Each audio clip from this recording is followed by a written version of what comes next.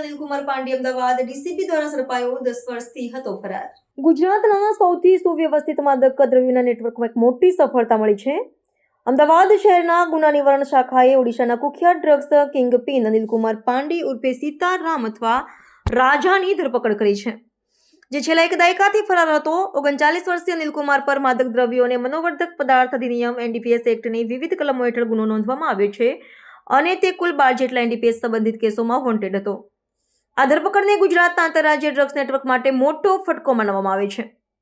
Police દ્વારા પ્રાપ્ત માહિતી અનુસાર આરોપી અનિલકુમાર પાંડે મૂળ ઓડિશાના ગંજમ જિલ્લાના જગન્નાથપુરના છાછીના ગામનો વતની છે અને તે સ્નાતક સ્તુતિનો અભ્યાસ કરેલો છે. 2013માં તે કામની શોધમાં સુરત આવ્યો હતો અને ટૂંક સમયમાં જ ગેરકાયદેસર ગાંજાના વિતરણના ધંધોમાં સંડોવાઈ ગયો હતો. તે રેલવે નેટવર્કનો ઉપયોગ કરીને ઓડિશાથી ગુજરાતના વિવિધ જિલ્લાઓમાં ગાંજાની હેરાફેરી કરતો હતો. સુરતમાં ડિંડોલી, પાંદેસરા, ઉત્તરાણ, ઉધના, ઉત્કલનગર અને વરાછા સહિતના વિસ્તારોમાં ભાડે લીધેલા ગોદામોનો ઉપયોગ કરીને તેણે ગુજરાતભરમાં પોતાનું નેટવર્ક ફેલાવ્યું હતું. તેના પિતા વૃંદાવન દંડપાણી પાંડી અને ભાઈ સુનિલ પાંડી પણ આ પ્રવૃત્તિઓમાં સામેલ હતા. આ ધરપકડ ભુવનેશ્વરમાં નોંધાયેલા 990 કિલો ગાંજાના એક મોટા કેસ સાથે સંકળાયેલી છે. આ ગેરકાયદેસર ધંધાના પરિણામે ભારત સરકારે આરોપી અને તેના પિતાના નામે નોંધાયેલી રૂપિયા 2.9 કરોડની સ્થાવર મિલકત તેમજ 26 લાખના બે વાહનો સહિત કુલ આશરે રૂપિયા 2.35 કરોડની સંપત્તિ જપ્ત કરી છે.